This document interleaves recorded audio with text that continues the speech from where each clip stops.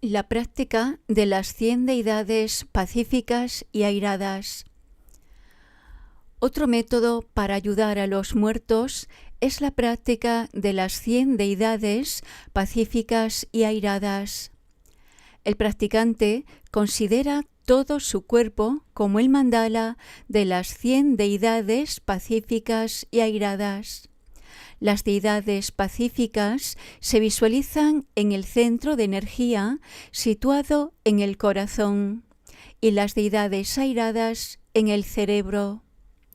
A continuación, el practicante se imagina que las deidades emiten miles de rayos de luz que fluyen hacia los muertos y purifican todo su karma negativo. El mantra de purificación que recita el practicante es el mantra de Vajrasattva Dorje Sempa, deidad que preside todos los mandalas tántricos y deidad central del mandala de las 100 deidades pacíficas y airadas, cuyo poder se invoca especialmente para la purificación y la curación. Se trata del mantra de las 100 sílabas, que incluye la sílaba semilla de cada una de las 100 deidades pacíficas y airadas. Sin embargo, puede usted utilizar una forma abreviada del mantra de Vajrasattva en 6 sílabas. Om Vajrasattva Hum, que los tibetanos pronuncian Om Benza Sato Hum. El significado esencial de este mantra es: Oh Vajrasattva, que por tu poder produzcas purificación, curación y transformación. Para propósitos de purificación y curación, recomiendo vigorosamente este mantra. Otro mantra importante que aparece en los tantras Dzogchen y en las prácticas relacionadas con el libro tibetano de los muertos es A, A, Ja, Sha, Sa, Ma. Las 6 sílabas de este mantra tienen el poder de cerrar las puertas de los 6 reinos del samsara. La cremación. Por lo general, en muchas tradiciones orientales existe la costumbre de incinerar los cadáveres. En el budismo tibetano hay también prácticas específicas para la cremación. El crematorio o la pira funeraria se visualizan como el mandala de Vajrasattva Dorje Sempa o de las 100 deidades pacíficas y airadas, y se visualizan intensamente las deidades y se invoca su presencia. El cuerpo del recién fallecido se concibe como la representación efectiva de todo su karma negativo y sus oscurecimientos. Mientras arde el cadáver, este karma negativo es consumido por las deidades en un gran festín, siendo transmutado y transformado en su naturaleza de sabiduría. Se imaginan rayos de luz que emanan de las deidades y se visualiza el cadáver disolviéndose completamente en la luz. Mientras todas las impurezas de la persona se purifican en las llamas ardientes de la sabiduría.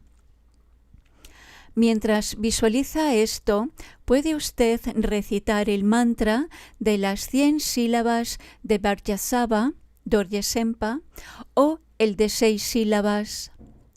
Esta práctica sencilla para la cremación fue transmitida e inspirada por Su Santidad Dudjom Rinpoche y Su Santidad Dilgo Khyentse Rinpoche.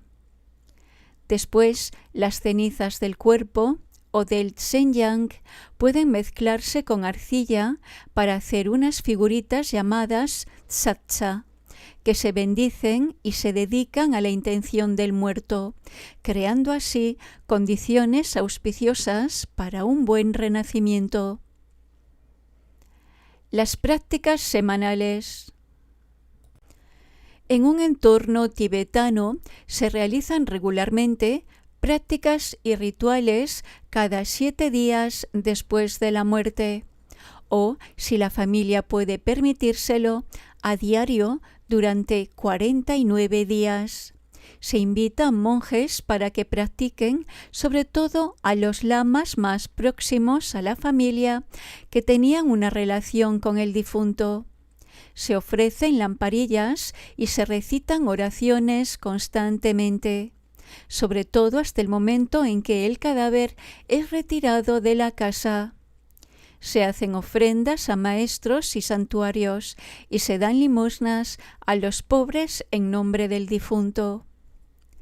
Estas prácticas semanales en intención de la persona que ha muerto se consideran esenciales, puesto que en el bardo del devenir el cuerpo mental del difunto vuelve a pasar cada semana por la experiencia de la muerte.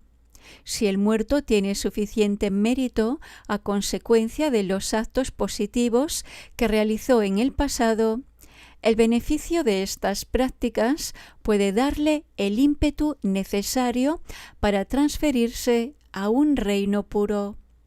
En sentido estricto, si una persona falleció un miércoles antes de mediodía, el día de práctica de la primera semana sería el martes siguiente.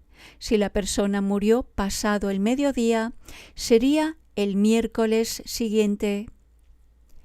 Los tibetanos conceden una importancia especial a la 4ª semana después de la muerte, pues se dice que la mayoría de los seres corrientes no permanece en el bardo durante más de 4 semanas. La 7ª semana también se considera una coyuntura crítica, ya que, según se enseña, el mayor periodo de permanencia en el bardo es generalmente de 49 días. Así pues, en estas ocasiones se invita a maestros y practicantes para que acudan a la casa y las prácticas, ofrendas y donaciones a los menesterosos se realizan en mayor escala. Al cumplirse un año de la muerte, se celebra otra ceremonia con ofrendas y un banquete para señalar el renacimiento del difunto. La mayor parte de las familias tibetanas suelen realizar ceremonias anuales en conmemoración de los aniversarios de sus maestros, padres, esposos, esposas, hermanos y hermanas, y en tales ocasiones también se dan limosnas a los pobres. La ayuda a los sobrevivientes. Entre los tibetanos, lo normal cuando muere alguien es que sus parientes y amigos se reúnan y todo el mundo encuentra siempre una manera u otra de ayudar. Toda la comunidad presta un importante apoyo espiritual, emocional y práctico, y la familia del difunto nunca queda desatendida ni sin saber qué hacer. En la sociedad tibetana, todos saben que se está haciendo todo lo posible por el muerto, y ese conocimiento permite a los parientes afligidos soportar, aceptar y sobrevivir a la muerte de sus seres queridos. Qué distinto es lo que ocurre en la sociedad moderna, donde este apoyo de la comunidad se ha perdido casi por completo. Muchas veces pienso que esta clase de apoyo podría evitar que la aflicción de los sobrevivientes fuera tan prolongada y tan innecesariamente difícil como suele serlo. Mis alumnos que trabajan en la asistencia a los familiares en duelo, en hospicios, me han dicho que una de las mayores fuentes de angustia para quienes han perdido a un ser querido es la creencia de que ni ellos ni nadie pueden ayudar en nada al difunto.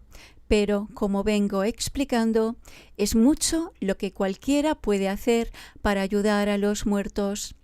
Una manera de consolar a los afligidos es alentarlos a hacer algo por los seres queridos que acaban de morir, viviendo aún más intensamente en favor de ellos después de su muerte, practicando por ellos y confiriendo así a su muerte un sentido más profundo.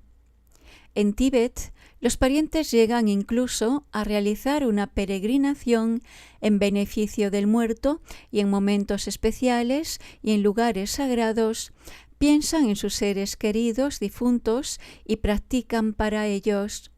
Los tibetanos nunca olvidan a los muertos, llevan ofrendas a los santuarios en favor de ellos, sufragan oraciones en las grandes reuniones de oración, hacen donaciones en su nombre a diversos programas espirituales y cuando se encuentran con algún maestro, le solicitan oraciones especiales para ellos. Para un tibetano, el mayor consuelo consistiría en saber que un maestro practica por su pariente difunto. Así pues, no nos dejemos morir a medias junto con nuestras personas amadas. Al contrario, intentemos vivir con más fervor aún. Intentemos al menos cumplir de alguna manera sus deseos o aspiraciones, dando, por ejemplo, algunas de sus posesiones para actos de beneficencia o patrocinando en su nombre algún proyecto que le resultara especialmente querido.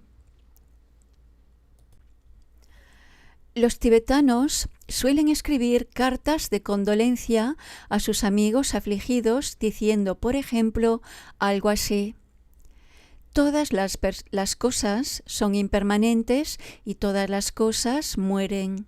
Esto tú ya lo sabes. La muerte de tu madre ha sido algo natural. Es normal que las generaciones anteriores mueran primero. Tu madre era anciana y estaba enferma, y no le dolerá haber tenido que abandonar el cuerpo. Y como ahora puedes ayudarla patrocinando prácticas y realizando buenas acciones en su nombre, se sentirá feliz y aliviada. Así que no estés triste, por favor. Si nuestro amigo ha perdido un hijo o algún otro ser querido cuya muerte parece demasiado prematura, le decimos: ahora tu hijo pequeño ha muerto y es como si todo tu mundo se hubiera venido abajo. Sé que parece algo cruel e ilógico y no sé explicar su muerte, pero sí sé que debe ser el resultado natural de su karma. Creo y tengo la certeza de que su muerte debe de haber purificado alguna deuda kármica de la que ni tú ni yo podemos saber nada. Tu aflicción es mi aflicción, pero no te descorazones, porque ahora tú y yo podemos ayudarle por medio de nuestra práctica, nuestras buenas acciones y nuestro amor. Podemos cogerlo de la mano y caminar a su lado, aún ahora, aún estando muerto, y ayudarle a encontrar un nuevo nacimiento y una vida más larga la próxima vez. En otros casos podemos escribir: sé que tu dolor es inmenso, pero cuando te sientas tentado por la desesperación, piensa en la suerte que ha tenido tu amiga de que los maestros practiquen para ella. Piensa también que en otras épocas y en otros lugares no ha existido en absoluto esta ayuda espiritual para quienes han muerto. Cuando recuerdes la muerte de este ser querido, piensa en toda la gente que está muriendo en el mundo, sola, olvidada, abandonada y sin el consuelo de ninguna visión espiritual. Piensa en las personas que murieron en Tíbet durante los años terribles e inhumanos de la revolución cultural, cuando estaba prohibida toda clase de práctica espiritual. Piensa también, cuando te amenace la desesperación, que si cedes a ella, solo conseguirás perturbar a la persona que ha muerto. Tu dolor podría incluso desviarla del sendero que quizás haya tomado hacia un buen renacimiento. Y si el pesar te consume, te incapacitará para ayudarla. Cuanto más firme te mantengas, cuanto más positivo sea tu estado mental, más consuelo podrás ofrecerle y más le permitirás que se libere a sí misma. Cuando estés triste, ten el valor de decirte: estos sentimientos que ahora experimento acabarán pasando. Aunque vuelvan, no pueden durar para siempre. Mientras no intentes prolongarlos, todos tus sentimientos de dolor y de pérdida empezarán a disolverse por sí mismos y desaparecerán. En nuestro mundo, empero, donde ni siquiera sabemos que es posible ayudar a los muertos y no afrontamos en absoluto el hecho de la muerte, estas serenas y sabias reflexiones no resultan fáciles. La persona que conoce por primera vez el dolor de la pérdida de un ser querido puede quedar completamente abrumada por la combinación de sentimientos tumultuosos, de intensa tristeza, ira, negación, introversión y culpa que de pronto se desata en su interior. Para ayudar a la persona que acaba de sufrir la pérdida de un ser querido, tendrá usted que recurrir a toda su paciencia y sensibilidad. Tendrá que pasar largos ratos con ella y dejarla hablar, escuchar en silencio y sin juzgar mientras le revela sus recuerdos más íntimos o le explica una y otra vez las circunstancias de la muerte. Sobre todo, tendrá que acompañarla mientras experimenta lo que seguramente son el dolor y la tristeza más crueles de toda su vida.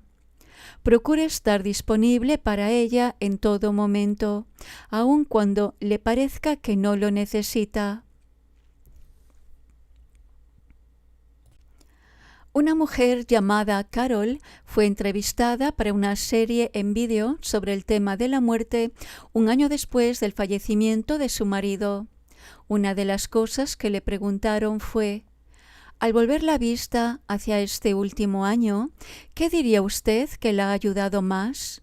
Su respuesta fue: las personas que no dejaban de telefonearme y venir a verme, incluso aunque yo les dijera que no.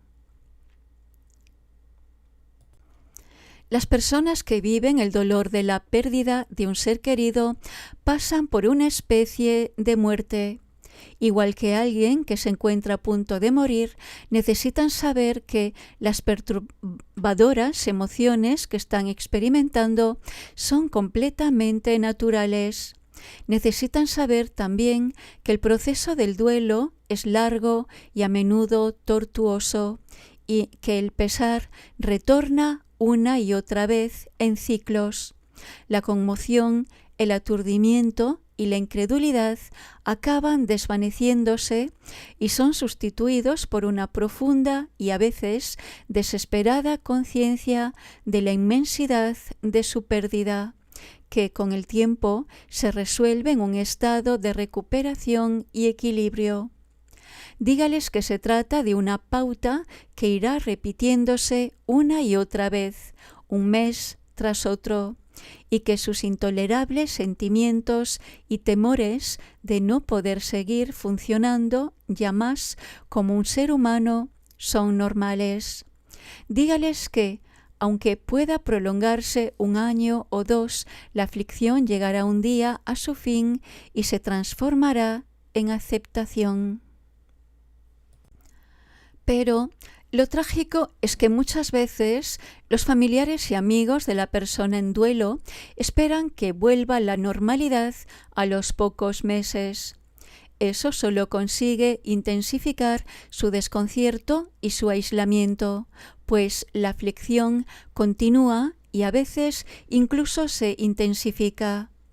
En Tíbet, como ya he dicho, toda la comunidad, familiares y amigos participan durante los 49 días siguientes a la muerte y todo el mundo intervenía plenamente en la actividad de ayuda espiritual que se dedicaba al difunto, con todas las 100 cosas por hacer.